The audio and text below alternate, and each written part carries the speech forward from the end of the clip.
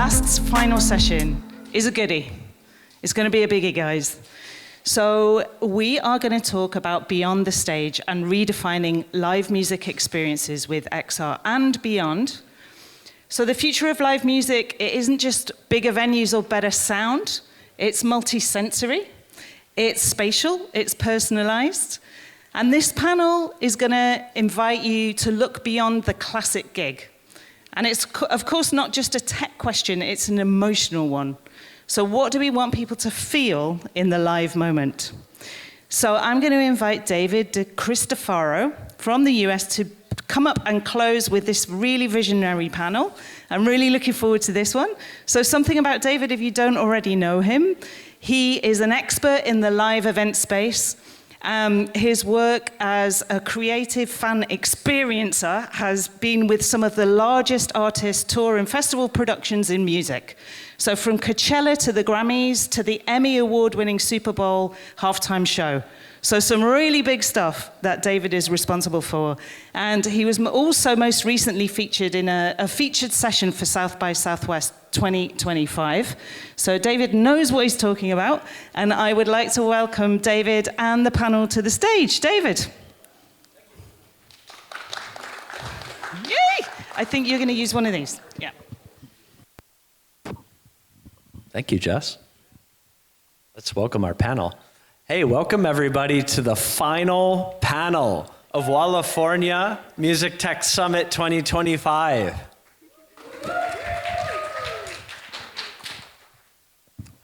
I'd like to introduce my co-panelists. I'm David. You just got to hear about me from Jess, so I won't take too much of your time, but happy to be here and happy to be talking. I'm going to move over a chair. I'm gonna center myself a bit here. You know, yeah. That sounded very like wellness, since we're going to talk about wellness a little bit, right? Centering myself, yeah. So excited to be here and excited to be a part of 𝘍𝘍, and also excited to introduce my panelists. Emily, do you want to tell them a bit about you? Thanks. Hi, I'm Emily Ingram. I lead Solace, which is Universal Music Group's music wellness business. We take music from across the UMG roster. We curate it based on science-based guidelines for music.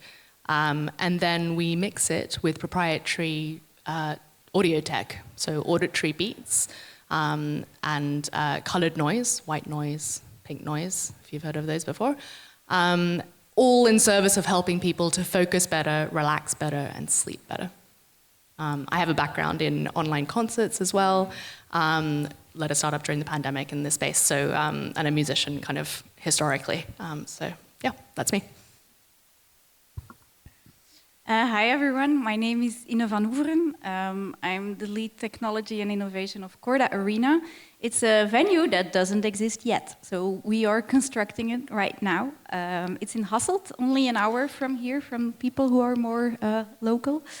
It's gonna be the first high-tech event venue on the European mainland.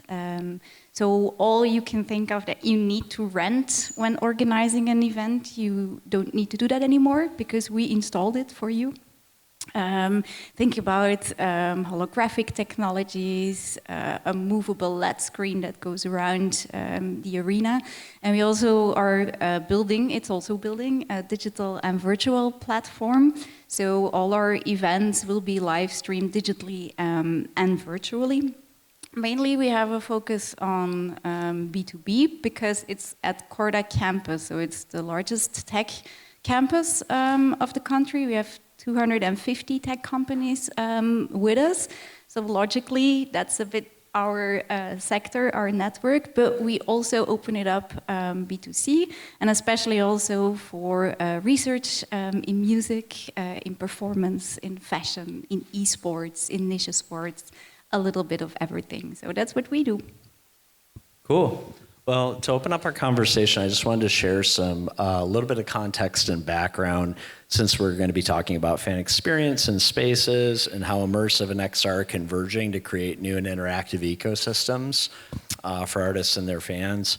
And so for those of you who may not be familiar or who just love hearing the story like I do, The record industry operated for most of the last 100 past years around record sales, as many of you know. We experienced a disruption to that at the beginning of the 2000s, where the model and structure that the entire music business had built its revenue ecosystem around all of a sudden was disrupted, right? All of a sudden that changed. And so you had, all these different stakeholders and team members and role players being paid out through record sales, essentially, all of a sudden having that disrupted. All of a sudden the value of a song, the value of a record being redefined, for generations to come. So when we think of that and think about what came next, there was a huge shift, a seismic shift in the music business, where labels, after losing and hemorrhaging a lot of money in courtrooms for 10 years, had to reconstruct their revenue ecosystem and their revenue structures. They became early adapters of tech.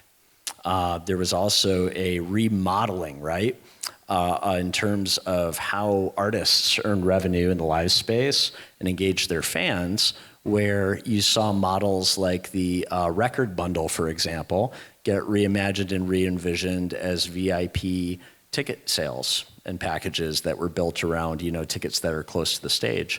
And so they reimagined these models into other ones where a lot of the live space became where all the revenue drivers primarily are in music. And so there's been a big shift in that. And then there's also been a convergence that took place because of that with the advent and rollout of tour VIP programs, where immersive exhibitions, started to converge with those bundles and those models to create immersive experiences for fans at tours and festivals. And so what we see and what we're accustomed to now had that progression over the last 20 years. So it's really interesting to see kind of the forms that's taking and the cool things that we're able to do now with tech and with fans to be able to kind of do that. So one thing I'd like to do just to kind of open this up is to go around the panel and just talk about and share the ways that we each are respectively seeing how digital and experiential technologies are being interfaced and mixed to create fan experiences. Okay, I'll go first. As a universal music business, we, I think, are obliged and also, I think, ethically believe that artists should be the center of what we're doing. I work in the wellness music space, which currently is full of quite generic, often AI-generated music, and a lot of sounds, like rain sounds, washing machine sounds, things you wouldn't necessarily call music. We are putting artists at the center and creating technologies that can assist them to reach new audiences, to create new experiences. These particular experiences are to do with regulating emotion, changing mood, dealing with non-clinical moods like stress and anxiety, bad sleep. And this is part of, I think, a broader experience, right? Like we're doing some experimentation in spatial audio in this space. We think that this is probably a very fruitful area, in particular for wellness. But it's also about a transition, right? You talked about moving from record sales to streaming, and now we're talking about streaming and live experiences, in-person live experiences, virtual experiences, hybrid experiences. But the step after that I see is, we're moving from space-limited experiences to just your life, your environment. It's definitely changing the way we approach data too. It's a separate conversation for another time, but the way that tech moves quickly is changed where it's moving faster than ever before, which means we're going to have more data yield opportunities than ever before. And so I often talk about, how it's easy to kind of fall into perspectives that I call back-end perspectives, where we analyze from the back end back and kind of trace it back to the front line of fan experience.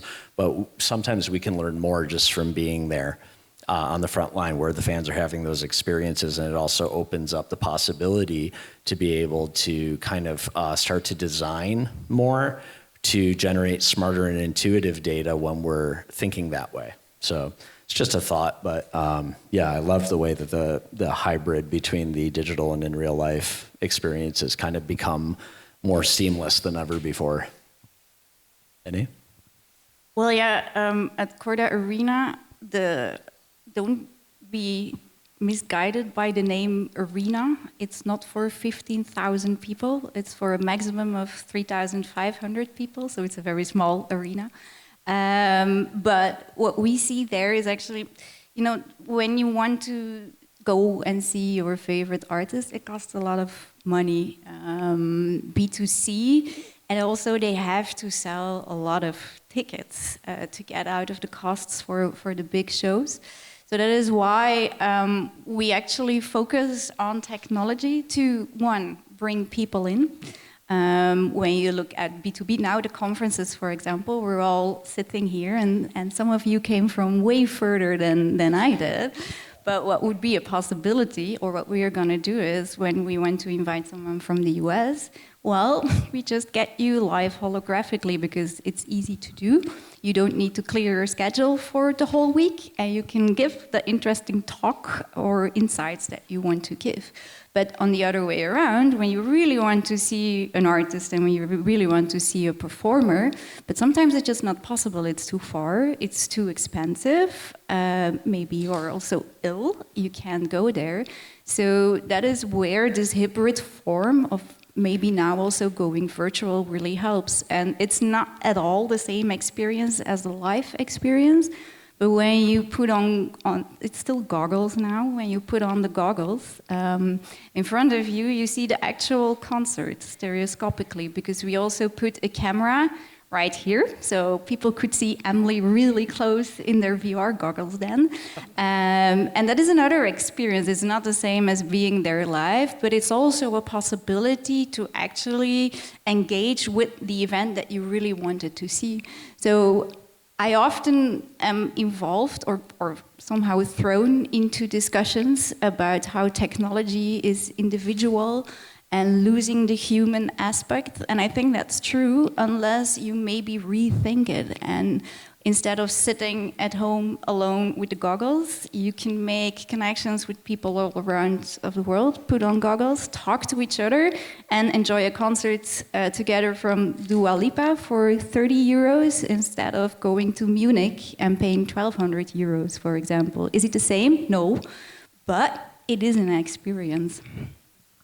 And he's actually doing this from the venue as a hologram right now. No, just kidding.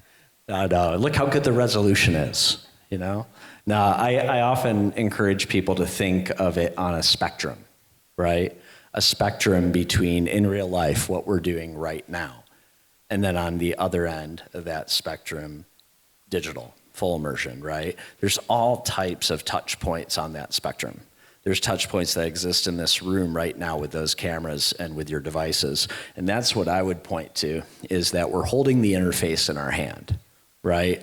That we can use across that spectrum between fully engaged in real life, present at one end, and fully immersed digital all the way at the other. That's a broad spectrum of touch points, and it really kind of opens up and changes the way that we think about digital engagement, because most of the ways that fans engage, you would be surprised to learn, it's just a matter of change of perspective. It's actually on the mixed end of the spectrum.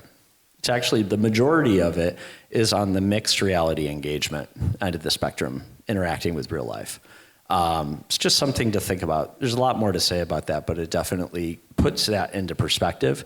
For my part, you know, as far as the interface, like I said, and what I'm seeing out there, I think that we've entered into a time where we're seeing more diverse triggers and access points than ever before. And that's everything from traditional QR to NFC chips, geofencing, technologies that collaborative partners and I are using to replace QR by assigning links to images and using those or brand logos as the trigger. So that's a big step in that direction. I often joke that since my freshman year at university, I've wanted to replace the QR code. It's outlived my estimations and expectations completely, but it's also become a part of people's, you know, everyday lives. So it is interesting that we're at a point now that we have the technology to start to do it, and I think that's pretty cool. We've also entered into an age where between making wearables, merch, and VIP items, as well as parts of the real environment around us, interactive and enhanced using technology, it's really opened up interconnectivity in real time to other fans and communities and markets digitally and virtually, using augmented reality to kind of make some of those enhancements. Seen that across 50 plus VIP programs of major tours and artists. Budget friendly XR is my credo. That's kind of like what I call it, right? Is XR at every budget. I'll talk more about that part later. It's juicy. It's a good one, but that's definitely part of it. And, I'm seeing that rolled out in VIP programs and merch booths and in fan experience programs. So the takeaway there being that anything can be an interface and anything can be a platform now, right? We get to wield it. We're participants, we're curators, we're creators, it changes the ecosystem. So let's talk about the factors impacting the adoption of XR, immersive, and tech by artists and their fans and by the music business at large. Yeah, I think a big factor is money. It's very expensive to be fully equipped. Data streaming, you will know it at the end of the conference as well, what the invoice will be. But to be fully equipped,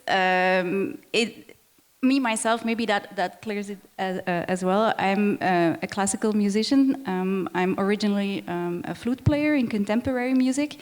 So we experimented a lot and wanted to do big things, but never had a big budget to do it. So I believe, or that was a little bit the idea why we started with the construction of the arena, is to give a place where all the technology and the possibilities are there and that artists can experiment with. Because you start with the venue, and for sure we booked for the first year and for sure we booked for the second year, but then the struggle comes because you have to be relevant, and the relevance comes from the people that create it, comes from the creators, comes from the artists.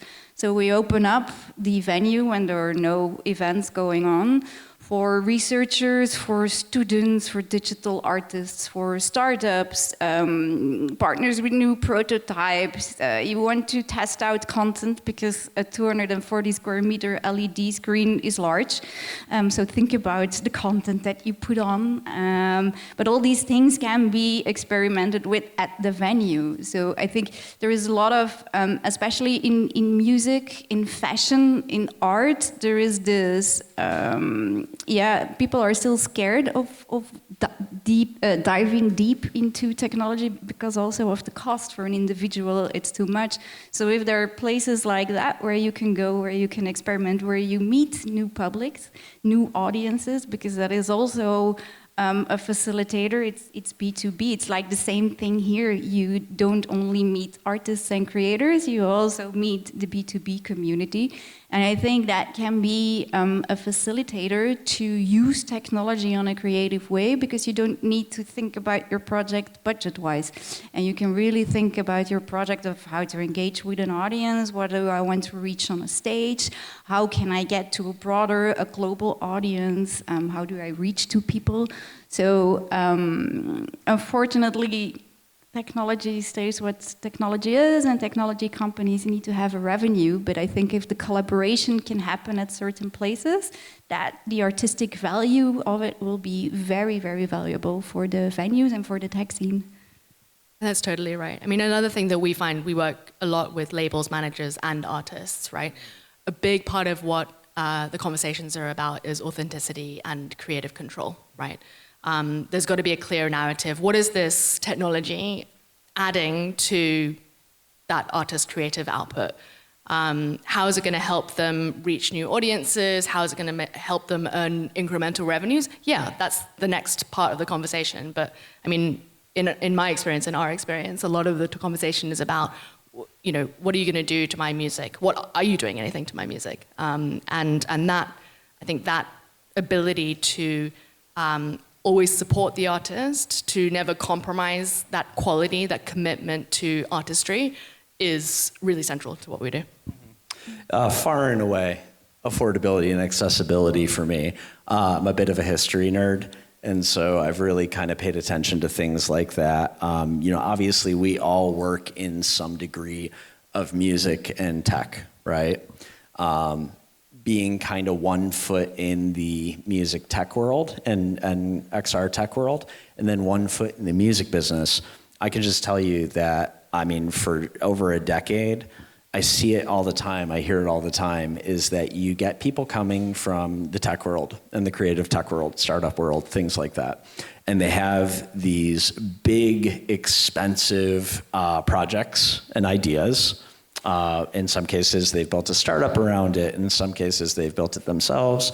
But they want to tell you why it would be perfect for the artist that they just found out that you work with. Emily knows exactly what I'm talking about. So the reason that I bring that up is that it's not targeted, right? They don't understand performance agreements. They don't understand tour budgets. They're not taking into account where that artist is in the economic tier and class system of music. And most importantly, they're not considering whether or not that is aligned with that artist and their fans demographic-wise, right? So there's good news, bees and flies have really liked Emily and I today. I say it's because we're very sweet people. What happens is that you see this all the time, especially in startups, right? It's people that kind of come out of the woodwork with these ideas, but they don't think about the budget and they don't think about the practicality of it. So there are good things about this. And I think one of them is that enterprise is going to help streamline adoption in a lot of ways to the average everyday consumer or fan, wherever they might be at every class system. That's happening right now through platforms like Snap and things that, they're adapting tools like that. People use TikTok and they unknowingly acclimated to augmented reality, which is really nice, at a mass scale. So, let's talk about that for a second. Emily, did you have any thoughts you want to add on that, since I know that you've had experience with that as well? Some insights on that? I guess I was thinking about, we've talked a lot about artists, we've talked about budgets a little bit. We haven't really talked too much about fans. And I think, we live in a world where we're not under-entertained, right? We're overstimulated. We're overstimulated and possibly over-entertained as well. And I suppose coming from the point of view of music for wellness and then thinking about this in a concert gig experience, what are those concerts helping us to feel? Rather than, all this stimulation coming at you. What else is it, We already know anecdotally that a lot of people go to concerts to de-stress or to lift their mood. You walk out of a fantastic concert, whatever it is, and you feel like a totally different person a lot of the times. It's also an opportunity for a lot of people to switch out of their devices, or to enter a new reality, like was describing, with the goggles or whatever device you're in, or in a XR environment. But I guess where does that go after? How do we? Is there a world where people could go to a gig for a mood? Do you go to the de-stress concert? What is that? Right. With an artist at the center of it. What does that look like? Would people want that? There's sociological and anthropological and psychological elements that it's good to just think about. You don't have to go too far down the rabbit hole. It's right there. When you think about it over the course of history, what are people acclimated or influenced by in terms of their in real life behaviors? What are they used to and accustomed to? Even with technology, when you think about how we engage, we're used to consuming or engaging or interacting through an interface. Even going and back to that topic of affordability and accessibility in terms of how we do that, here's something that I always think about that I like to share with people because I find it to be useful in illustrating this. Consider the radio. Telecommunications, the radio, the television, all started out, right, as big, clunky, expensive technology. Often started out as military technology because that was where the development and funding was. And where it became widespread was when it became affordable and accessible, right, in terms of usability. Well, guess what? Something really neat and interesting has happened over the last 15 to 20 years, and that is that now someone in a third world country has access to the same affordable handheld supercomputer and communications interface tool as the rest of us, wherever we are, in whatever class system we're in, whatever country we're in. These are really interesting things when you think about them. And it's really, I mean, directly at a micro and macro level, attributing to the day-to-day development of that globalization of music and fandom cultures and the way that they're connecting and interacting with artists.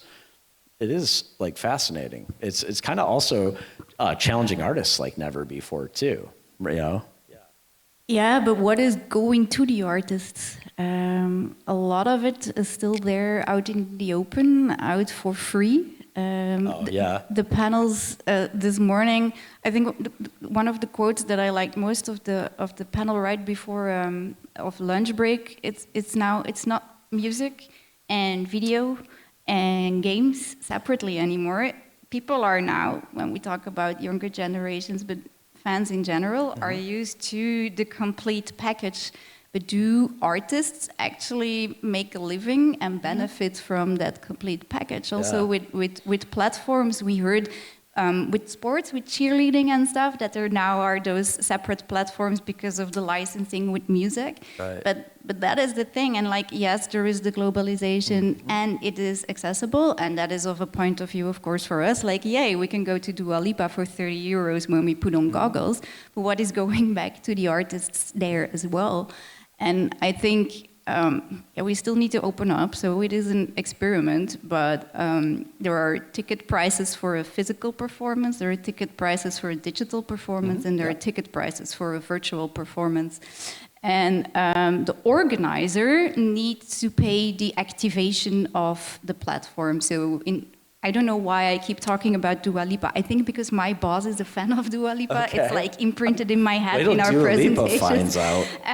But if Live Nation, for example, is to organize a 𝑑ua Lipa concert, they have to pay for our platform to use the digital streaming and the virtual streaming. What they ask as a ticket price, it's for them. We don't want anything from that. I can only hope that a larger amount of that ticket price is going to the artists. And that is, number one, the great thing that Innie just illustrated is that none of that used to exist. And I was having a chat with a friend of mine about this yesterday. I'm going to tell you one of my trade secrets. Are you ready? Okay, I never tell people this on a microphone. I'm gonna tell you a secret. Did you know that when people complain about Spotify revenues, that's a red flag to me that they don't know anything about the music business? Do you know why? Raise your hand if you know why. It's because the major labels cut those deals with Spotify directly. And that's also why you never hear from most. Think about how many artists are on those major labels. Think about how big of a list that is of household name artists on those labels, and you never hear them complain about it. Like, it's a very small handful. It's because it's a misunderstanding of the platform, and it's a misunderstanding of how those revenue deals are negotiated. Things like that, with the promoter and with the artist team is negotiating that with the promoter, right? It works the same way between Spotify and the labels. So when they negotiate those deals, that's why you never hear about the artist complain about it, because the labels cut that with Spotify. So there's a lot of misconceptions and a lot of kind of lack of just public education and knowledge about how those things work. Now, is there room for improvement? Absolutely, always. But the important thing to understand, and this is how I explain Spotify to people when we're just chatting. I'm using that as an example. That's going to be my 𝑑ua Lipa, my example for the chat, right? But, this is true of other streaming platforms too, is that you have a level of global distribution, exposure, and engagement that used to be gatekept, right? For almost 100 years. That you now, a new artist, an established artist, wherever you fall in the ecosystem, you have an unprecedented reach and ability to engage and interact, pick which platforms you do that on, and it is so neat and interesting to see how artists and their teams are learning which platforms those are that they can leverage and that do have pay structure in place or ways to monetize their engagement or different types of things that they do with fans. And one of the things that I'm really excited to be kind of rolling out in the next year is kind of looking at how we can extend those engagements from real life and adapt some of the models that we saw emerge to COVID to scale in the modern life cycle, in the current life cycle, where you can still utilize some of those models and live stream engagements to create an extended experience for fans with those artists directly and be able to kind of add that to their economic model and revenue structure. So I'm really excited. Like I bet in a year we're gonna be back here talking about it and saying like, oh gosh, how cool is that we were chatting about that a year ago. And then this artist rolled that out on their tour. And then I'll wink at you because I might have designed it. So, but it will be fun to see. So next question that I want to kind of segue into, because I think that this is a really good point to kind of jump into it, is this topic of wellness, right? And kind of look at what that looks like. It's a really important topic right now because of what we mentioned earlier, which is that you're seeing the effects of digital on human beings and on culture for better and for worse, right? You're seeing examples of both. And so wellness has become an important, not just topic, but kind of lifestyle element for, a sizable, chunk of fan demographics, especially with Millennial and Gen Z. It's growing in importance where it's become one of kind of like the core values or top values in terms of how they approach not just their artists and their fandom, but also even just their day-to-day lifestyles and things along those lines. They're trending away from alcohol sales, which has impacted food and bev that venues and festivals have relied on. So they're reimagining what that could look like, just because that's such a big chunk of how promoters make money. Also, there's digital fatigue of the overstimulation and over-immersion that we talked about, kind of on the far end of the digital spectrum. You're even seeing it just like on a micro scale where people are turning off their notifications, right? Because of the psychological effects that has on us throughout the day. So a topic that we can kind of jump off with there, I think, with each of you. One is, Anna, if you wouldn't mind, we were talking earlier about this, is the kind of the difference that it makes the ability for people to pick and choose, which level of immersion they want, which type of digital interaction that they want, but also the ability to know that you're physically walking into a space and that you can physically exit it, right? And the differences that makes, right, to wellness for fans. And then Emily, I wanna come back with you on the ear health topic, because I know that that's something we're both passionate about solutions for. So. Well, yeah, I think. For me, there are two things. Maybe people here go to Les Ardentes later. I am a very scared person in large crowds. So for me, the solution of technology that I can experience events without having to stand in between 10,000 people was really a life changer. But on the other hand, there is still this live experience. And I think the level that I foresee of us getting used to technology, because the polarization between what I hear now with the notifications setting off, and there is too much digital and we have too much stimuli. Me personally, I'm not convinced about that. I think just that it is the way we use technology to get an experience. And if you go into a venue where it's loud, where the screens have like those loud and screamy colors, where the content is too much, that is not giving you the experience. But is that the fault of the technology? No, that is actually content and programming. So I think you can use technology in venues to create such such an environment where you enjoy going to a concert as much as actually wanting to be there because you want to see the artist that you are a fan of. But what is stressful is going there, is finding parking, is having to pay a lot of money, as you say, also on catering, on drinks. Then you need to find your coat when the concert is over and you have to wait in line, and you're constantly surrounded by 12,000 of your best friends. And I think if, yeah, I'm really... If they're not your best friends already, you're going to get real close real quick. I'm really not a big crowd person. Sorry.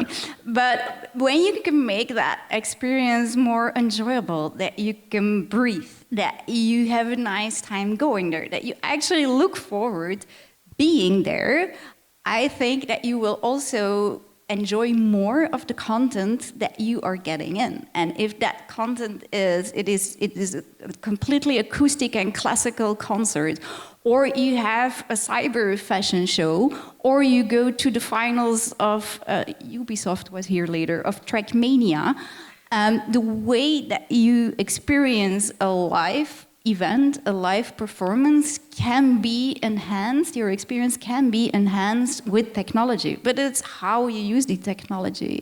Same with AI, it's how you program it. I always compare technology with a hammer, because now you get the polarization of like AI and it's bad and all these things, but it's a hammer. A hammer is the tool, and it was once made to put nails in walls so you can hang up a painting. You can also kill your wife with a hammer. You still can buy a hammer. And the same goes with technology. If you misuse it, then you get overstimulation, then you get this fatigue. But if there are more sensible ways in using technology, I think, can actually enhance your experience more than life experience sometimes as we know it, do it now, because of the stress of too much people. Well, I think you hit the nail on the head on something very interesting, to make a hammer pun. And I'm glad that Emily got that joke. One person got that joke. That was a good one. Come on, that timing, chef's kiss. Anyways, but I think that what Innie's trying to convey, and I think did a great job of hitting the nail on the head, is that, it's important to acknowledge what the market teaches us, right?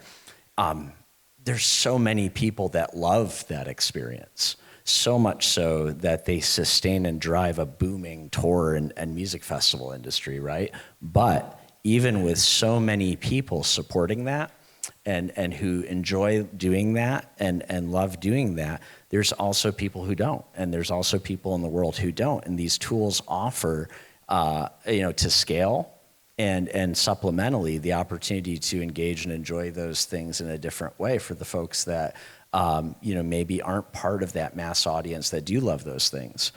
There's people who enjoy engaging and experience those things in other ways. And I know that something that Emily and I have been chatting about is that there's also a happy median in terms of how we experience that live space too. Ear health is a shared passion of ours. We both are people who are passionate about solutions for that. She's obviously working in the forefront of that right now, which I think is pretty cool.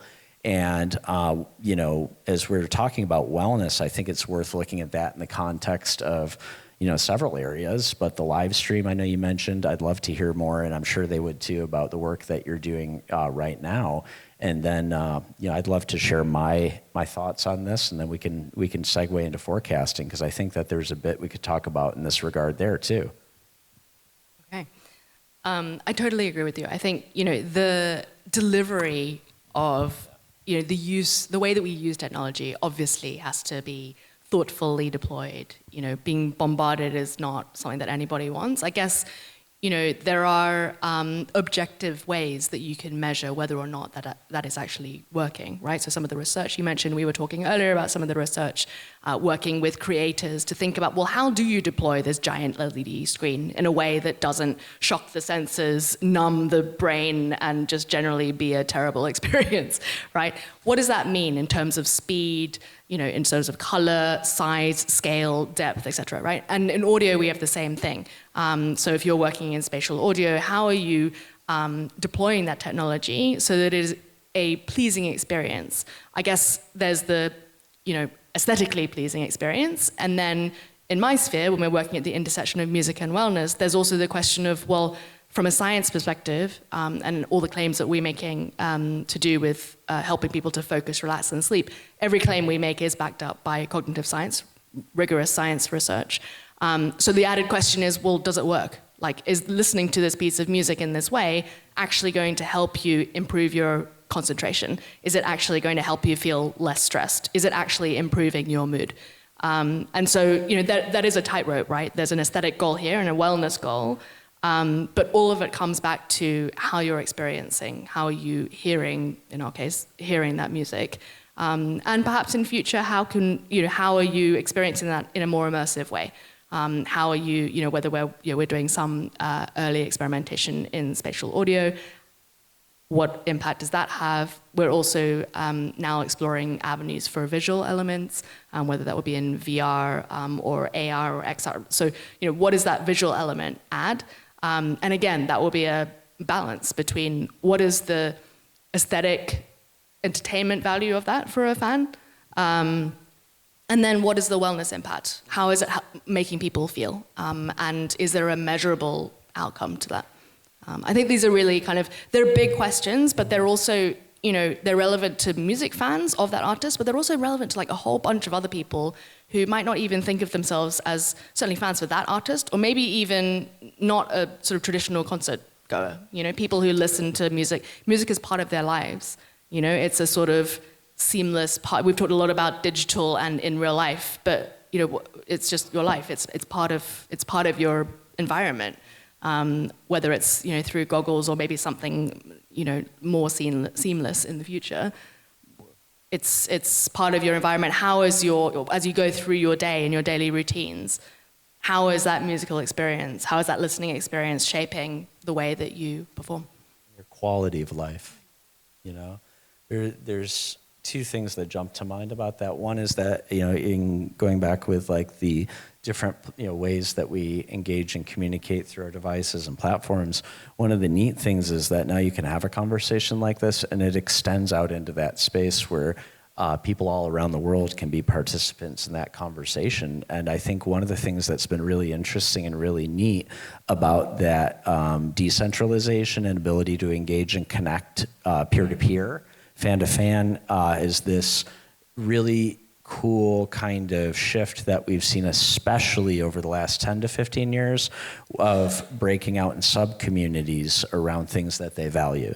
There's been this interesting kind of fragmenting of what used to just be kind of like a mass consumer culture, where people instead are gravitating into sub-communities around the things that they value to their quality of life. And the ability to kind of participate in a conversation like this is huge, right? So, one of the things that I think about too is the way that we're seeing the manifestation of those online influenced behaviors and how they do or don't translate into real life on a day-to-day basis, because we do get to kind of see and experience both firsthand, secondhand, thirdhand. But, it is happening at a more unprecedented scale than ever before. And some of that's really cool, and some of that comes with challenges that we're still in the infancy of understanding, because we haven't had social media as long as it feels like. We haven't had some of these things as long as it feels like we have. And we don't have, 100 or hundreds of years or thousands of years of research on the effects of that, because of the rate and pace at which that technology has developed and gotten adopted at scale, right? Right. Yeah. But I guess, coming back to the fan experience, that communal experience, that shared social aspect, whether it's virtual or hybrid or in person, I think that connection is still there. In the pandemic, when all venues were shut and there were no venues, no gigs to be gone to, we had a pandemic of loneliness in the background, right? I mean, everyone's talking about COVID, but then a lot of people were also, and a lot of people were talking about mental health. A lot of people were talking about the effects of loneliness, questioning whether those effects would continue. And I think now, several years out, we know actually a lot of those effects have continued. And in that period, a lot of the even, frankly, janky online concerts platforms that we both worked with were already enough to facilitate a little bit of human connection, you know, to help with that loneliness that was so debilitating for a lot of people. And I think that's, I don't know, I guess that's, we have to remember that that is the point, really. That is interesting, isn't it? And I think a lot of the technology, I mean, you know, we were talking earlier, a lot of the technology that you're working with is aiming to kind of help bridge that gap, I suppose, right? And to give people that experience, but on their terms, right? Yeah, so exactly. how they want it. Yeah, and also to bring other realities into the physical reality that we are experiencing now. Especially during COVID, it was very separated because it was necessary. You had physical and you had digital, and then you had the weird ones going virtual. I think, like with everything, it's going more towards this holistic approach where everything comes together. And the word hybrid, when I was still an artistic researcher, I didn't believe in that word because I was like, you need to create an autonomous experience made for the medium.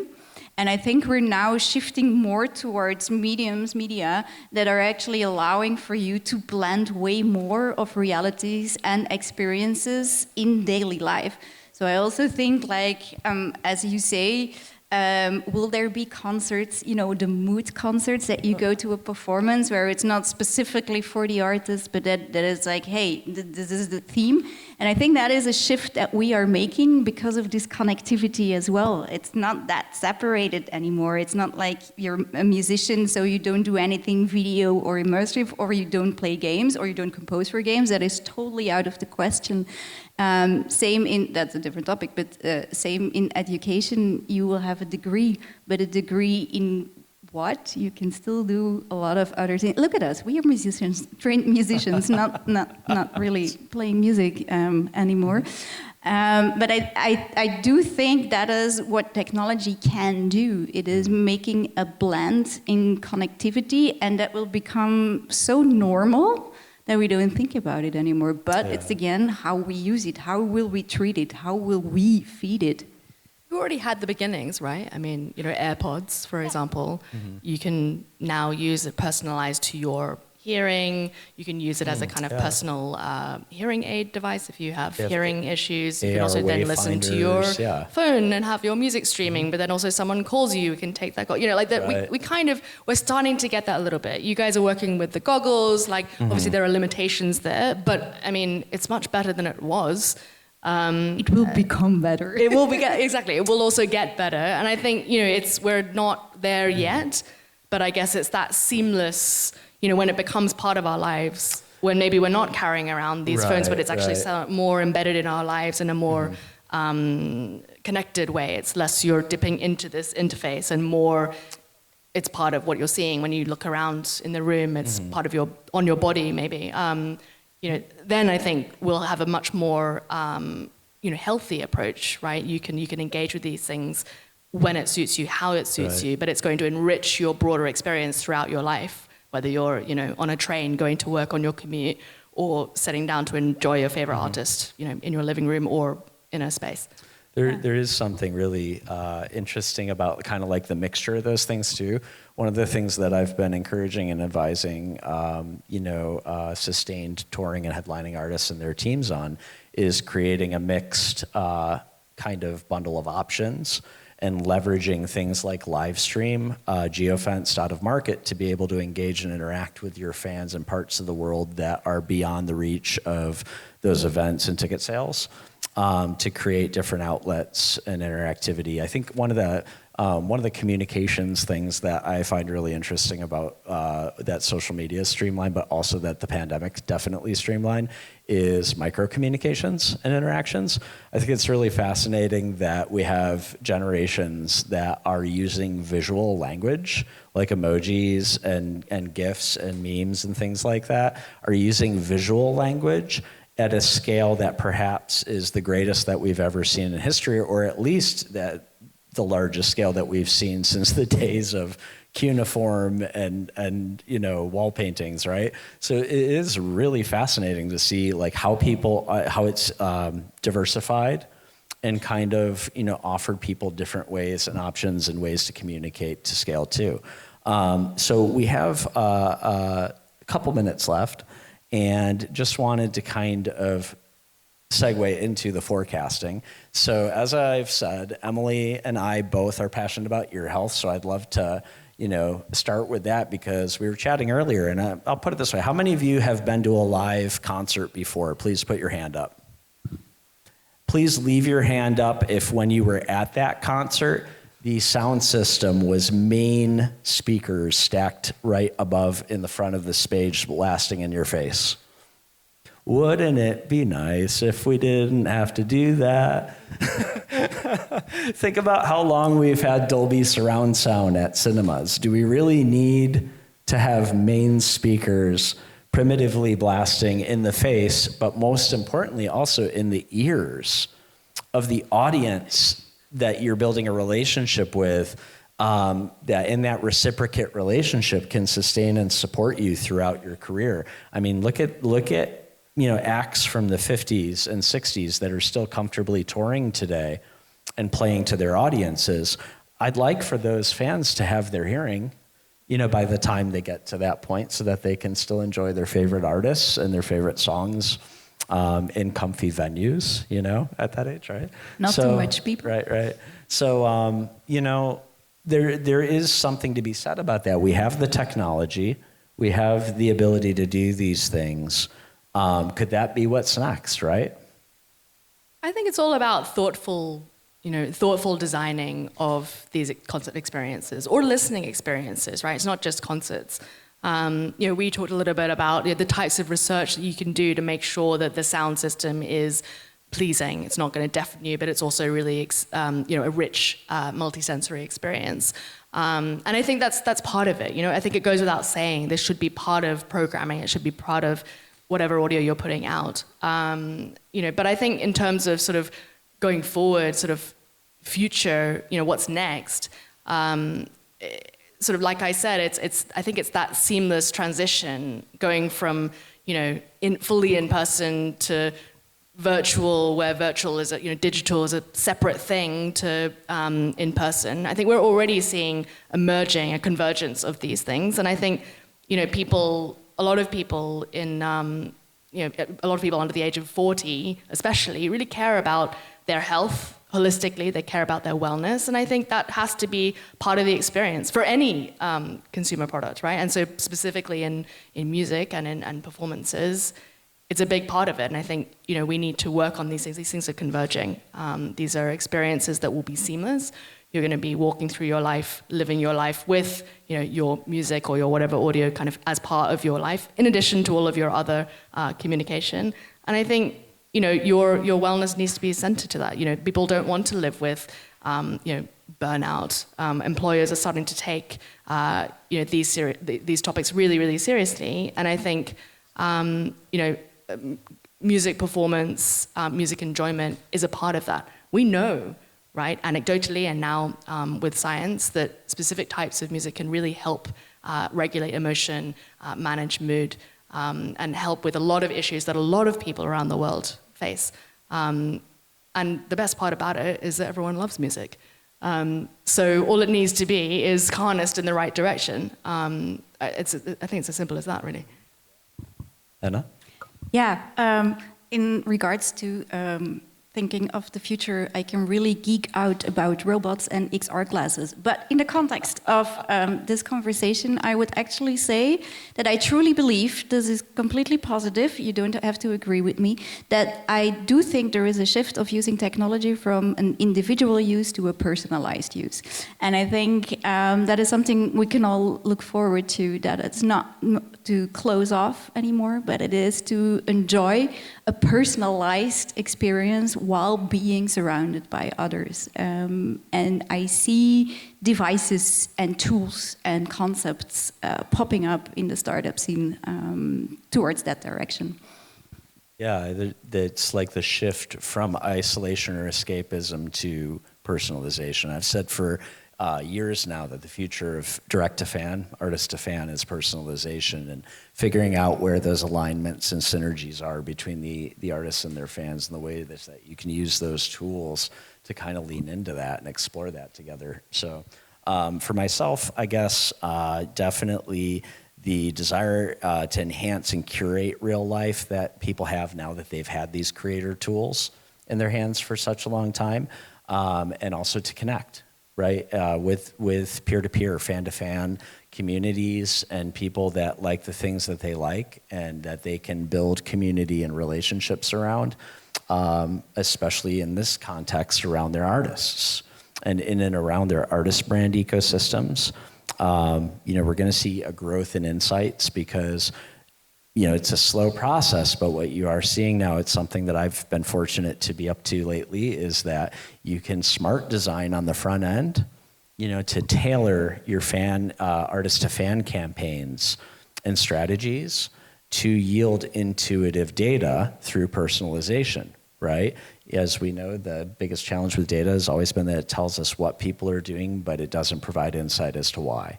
Doesn't necessarily present the insight into what are the personal values and motives. Now we're seeing a rise in that, but you can smart design more on the front end for that to help facilitate that and help empower and allow people to share what's personal to them, what matters to them about their artist, what matters to them about their songs, or the things that really resonate and register with them. And so that's a big one. I think also just a couple fun tidbits I'll throw out real quickly before we dance off stage is I'm really interested to see what happens with data sharing and performance agreements and how those things converge as we see more of those things make their way into venue spaces and touring. But also in terms of data sharing agreements contractually, similar to the way that they negotiate performance contract agreements. And then also with globalization music, I'll be really interested to see if countries unify to adapt a shared royalty payment structure or an option like it, kind of like the euro for music in a vertical, would be super interesting. That would be fascinating to me. And I want to say that here because I feel like this is a good place to maybe share that in the world, So, and then also finally, the evolution of the superfan model. You've heard it talked about so often these last 2 days. It's because it's not back. It never went anywhere. It's an evergreen model that's been around forever. And unfortunately, it got abandoned, after the 2010s because there were more transactional and commerce-focused decision makers in the industry who were trying to leverage direct-to-consumer models and presenting them as direct-to-fan models. And so it was just a misunderstanding about what direct-to-fan is and misunderstanding it as transactional versus relational and understanding that there's a reciprocate investment. And this is where I'll leave you, is that there is a new ecosystem that is participatory. There are new economics that are participatory where the consumer is now also a creator. And that is changing the way that we view and do things.